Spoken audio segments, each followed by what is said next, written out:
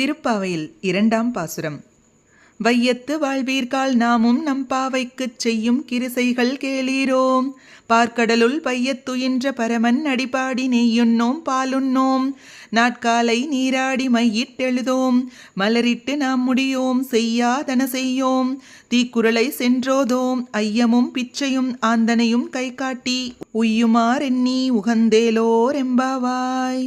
பொருள்: திருமால் கண்ணனாக அவதரித்த ஆயர்பாடியில் வாழும் சிறுமிகளே, நாம் இவ்வுலகில் இருந்து விடுபட்டு அந்த பரந்தாமனின் திருவடிகளை அடைவதற்காக நாம் செய்த பாவையை வணங்கி விரதமிருக்கும் வழிமுறைகளை கேளுங்கள்.